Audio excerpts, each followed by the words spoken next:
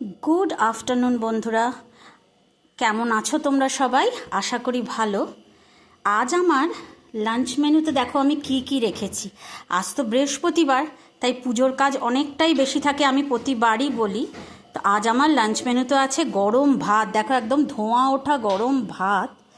তার সাথে আছে এটা কুমড়ো শাকের চচ্চড়ি, এটা মটর ডালের বড়া দিয়ে কুমড়ো শাকের চচ্চড়ি, এটা মটর ডালের বড়া, একটা ডিমের অমলেট, বেগুন ভাজা আর আলু ভাজা, সাথে পেঁয়াজ আর কাঁচা লঙ্কা, এ তো থাকবেই।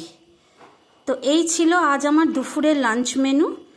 কেমন ছিল অবশ্যই তোমরা কমেন্টে জানিও। আর তোমরা সকলে কে কী লাঞ্চ করলে অবশ্য জানিও একটু আমাকে। সকলে ভালো থেকো, সুস্থ থেকো। আজ আসি, আবার আসবো অন্য কোনো ভিডিও নিয়ে।